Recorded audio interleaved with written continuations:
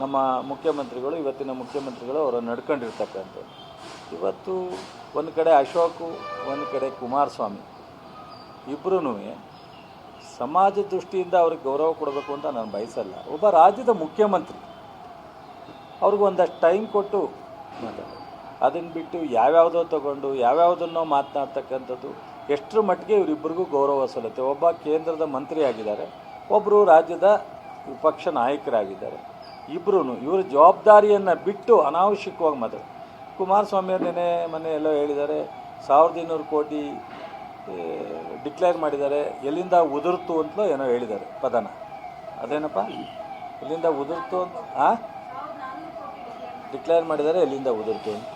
D K Shivakumar ಅವ್ರ ಬಗ್ಗೆ ಗೊತ್ತಿಲ್ಲದೆ ಇರೋದೇನಿಲ್ಲ. ಅವರು ರಾಜಕಾರಣ ಫ್ಯಾಷನ್ನಾಗಿ ತಗೊಂಡಿದ್ರು, ಪ್ರೊಫೆಷನಲ್ ಆಗಿ ನಾನು ಬಿಸ್ನೆಸ್ ಮಾಡ್ಕೊಂಬಂದಿದ್ದೀನಿ ಅಂತ ಅವರು ಓಪನ್ನಾಗಿ ಅವರೇ ಡಿಕ್ಲೇರ್ ಮಾಡ್ಕೊಂಡಿದ್ದಾರೆ. ಅವರು ಡೇ ಒನ್ನಿಂದನೇ ಬಿಸ್ನೆಸ್ಸನ್ನು ಭಾಳ ಹತ್ತಿರದಿಂದ ಮಾಡ್ಕೊಂಬಂದಿರ್ತಕ್ಕಂಥವ್ರು.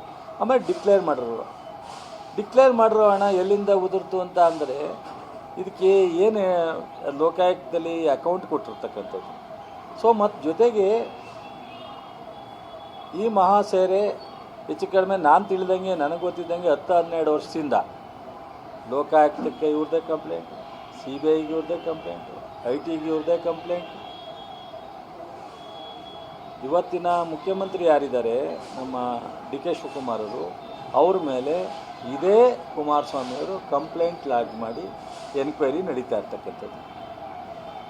ಇವತ್ತು ಇಷ್ಟೆಲ್ಲ ಎನ್ಕ್ವೈರಿ ನಡೀಲಿಕ್ಕೆ ಮೂಲತಃ ಇವರೇ ಅನ್ನೋದು ನಮ್ಗೆ ಅಷ್ಟೇ ಅಲ್ಲ, ನಮ್ಮ ರಾಜ್ಯದ ಎಲ್ರಿಗೂ ಗೊತ್ತಿರೋ ವಿಚಾರ. ಡಿ ಕೆ ಶಿವಕುಮಾರ್ ಅವ್ರ ಮೇಲೆ ಈ ಎಲ್ಲ ತನಿಖೆ ಸಂಸ್ಥೆಗಳು ತನಿಖೆ ಮಾಡ್ತಾ ಇರ್ತಕ್ಕಂಥದ್ದು ಮೂಲ ಇವರಿಂದನೇ ಪ್ರಾರಂಭ ಆಗಿರೋದು ಅನ್ನೋದು ಎಲ್ರಿಗೂ ಗೊತ್ತಿರ್ತಕ್ಕಂಥ ವಿಚಾರ. ಒಂದು ಕಡೆ ಡೆಲ್ಲಿನಲ್ಲಿ ಒಂದು ಸಲ ಆಮಂತ್ರಣ ಕೊಟ್ಟಾಗ ಅವ್ರು ಅಕ್ಸೆಪ್ಟ್ ಮಾಡಿದರು. ನಾನು ಎದುರುಗಡೆ ಚರ್ಚೆ ಮಾಡಲಿಕ್ಕೆ ಎಲ್ಲ ವಿಚಾರವನ್ನು ಡಿ ಕೆ ಶಿವಕುಮಾರ್ ಅವರು ತಯಾರಿದ್ರು. ಆವಾಗ ಆಬ್ಸೆಂಟ್ ಆದವರು ಇವರೇನು. ಸೊ ನಾವ್ಯಾರು ಅಥವಾ ನಮ್ಮ ಡಿ ಕೆ ಶಿವಕುಮಾರನೇನು ಆಬ್ಸೆಂಟ್ ಆಗಿರಲಿಲ್ಲ, ರೆಡಿ ಇದ್ದರು ಇವರ ಆಮಂತ್ರಣಕ್ಕೆ. ಸೊ ಅವ್ರು ರೆಡಿ ಇದ್ದರು ಚರ್ಚೆ ಮಾಡಲಿಕ್ಕೆ. ತಪ್ಪಿಸ್ಕೊಂಡಾರೆ ಯಾರು? ಇವರು. ಮತ್ತೆ ಮಾತಾಡೋದ್ರಲ್ಲಿ ಏನು ಅರ್ಥ ಇದೆ? ಮತ್ತು ಕಂಪ್ಲೇಂಟ್ ಇವ್ರದ್ದೇ. ಇವತ್ತು ಕೇಂದ್ರದಲ್ಲಿ ಇವರು ಒಬ್ಬರು ಕ್ಯಾಬಿನೆಟ್ ಸಚಿವರು ಪ್ರಭಾವಿ. ಆ ಸಂಸ್ಥೆ ಕೇಂದ್ರ ಸರ್ಕಾರದ ಅಧೀನದಲ್ಲೇ ಇರ್ತಕ್ಕಂಥದ್ದು. ಇಂಡಿಪೆಂಡೆಂಟ್ ಇದ್ರೂ CBIಗೆ, ಬಟ್ ಅದನ್ನು ಮಾನಿಟ್ರ್ ಮಾಡ್ತಕ್ಕಂಥದ್ದು ಕೇಂದ್ರ ಸರ್ಕಾರನೇ. ಇವತ್ತು ಅಲ್ಲಿಂದ ಇವರು ಯಾವಾಗ ಬೇಕಾದ್ರೂ ಮಾಹಿತಿಯನ್ನು ಪಡ್ಕೊಳ್ಳಲಿಕ್ಕೆ ಕೇಂದ್ರ ಸರ್ಕಾರಕ್ಕೆ ಅವಕಾಶ ಇದೆ. ಜೊತೆಗೆ ಕಂಪ್ಲೀಟ್ ಆಗೋವರೆಗೂ ತಡೀಲಿ, ಆವಾಗ ಇನ್ನೂ ಹೊರಗಡೆ ಬರುತ್ತೆ. ಎನ್ಕ್ವೈರಿ ಇವತ್ತು ನ್ಯಾಯಾಲಯದಲ್ಲಿದೆ, ಲೋಕಾಯುಕ್ತದಲ್ಲಿದೆ, CBIನಲ್ಲಿದೆ, IT-ನಲ್ಲಿದೆ, ED-ನಲ್ಲಿದೆ. ಅದೆಲ್ಲವೂ ಹೊರಗಡೆ ಬಂದಾಗ ಅವರ ಮೂಲ ಹೆಂಗಿತ್ತು, ಎಲ್ಲಿಂದ ಬಂತು, ಯಾವ ಥರ ಆಯಿತು ಅನ್ನೋದು ನಿಮಗೆ ಗೊತ್ತಾಗುತ್ತೆ. ಸೊ ಅಲ್ಲಿವರೆಗೆ ತಾಳ್ಮೆಯಿಂದಿರಬೇಕು. ಅಥವಾ ಇಲ್ಲ, ಹಿಂದೆ ಕರೆದಾಗ ನೇರವಾಗಿ ನೀವೇ ಆಮಂತ್ರಣ ಕೊಟ್ಟಾಗ ನಾವು ರೆಡಿ ಇದ್ದೋ ಬರಬೇಕಾಗಿತ್ತು, ಅದಕ್ಕೂ ರೆಡಿ ಇಲ್ಲ, ಕಾಯಕ್ಕೂ ರೆಡಿ ಇಲ್ಲ. ನೀವೇ ಕಂಪ್ಲೇಂಟ್ ಮಾಡಿರ್ತಕ್ಕಂಥ ತನಿಖೆ ನಡೀತಾ ಇರ್ತಕ್ಕಂಥದ್ದು ಹೊರಗಡೆ ಬರೋವರೆಗೂ ತಾಳ್ಮೆ ಇಲ್ಲ.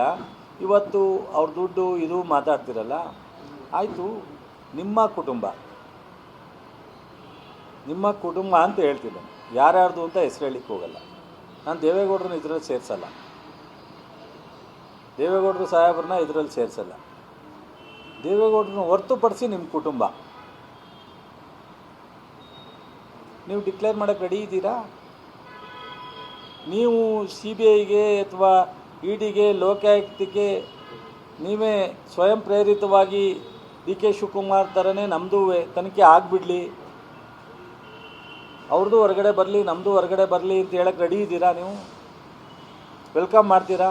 ಪ್ರಾಮಾಣಿಕರಾಗಿದ್ದರೆ, ನಿಮ್ಮಲ್ಲಿ ಆತ್ಮಸ್ಥೈರ್ಯ ಇದ್ದರೆ, ನಿಮ್ಮಲ್ಲಿ ವ್ಯವಸ್ಥೆ ಬಗ್ಗೆ ನಂಬಿಕೆ ಇದ್ದರೆ, ನೀವೇ ಸ್ವಯಂ ಪ್ರೇರಿತವಾಗಿ ನಿಮ್ಮನ್ನು ಈ ತನಿಖೆಗೆ ಒಳಪಡಿಸ್ಕೊಳ್ಳಿ. ಸೊ ನಿಮ್ಮ ಕುಟುಂಬದಲ್ಲಿ ಎಷ್ಟು ಆಸ್ತಿ ಇದೆ, ಇವತ್ತು ಯಾವ ಥರ ಆಸ್ತಿ ಬಂತು, ಅವತ್ತು ಏನು ನಿಮ್ಮ ಬಿಸ್ನೆಸ್ ಮಾಡ್ತಿದ್ರಿ, ಯಾವ್ಯಾವ ಬಿಸ್ನೆಸ್ಸಲ್ಲಿ ನಿಮಗೆ ಶೇಖರಣೆ ಆಯಿತು, ನೀವು ಫಿಲಮ್ ಬಾಕ್ಸ್ ಮಾಡ್ತಿದ್ರೋ ಅಥವಾ ಇನ್ನೊಂದು ಯಾವುದೋ ಮಾಡ್ತಿದ್ರೋ ನಮಗೆ ಗೊತ್ತಿಲ್ಲ ಸಂಪೂರ್ಣವಾಗಿ. ಇಲ್ಲ, ನೀವು ತೊಡಗಿಸ್ಕೊಳ್ಳಿ, ಅದಕ್ಕಾದ್ರೂ ನಾವು ಜನ ನೋಡಿ ಅಪ್ರಿಷಿಯೇಟ್ ಮಾಡ್ತೀವಿ. ಇಲ್ಲ ಅಂದರೆ ಅಶೋಕು, ನಾನು ಇದನ್ನು ಹೆಚ್ಚು ಪ್ರೆಸರ್ ಮಾಡೋಕ್ಕೆ ಹೋಗಲ್ಲ.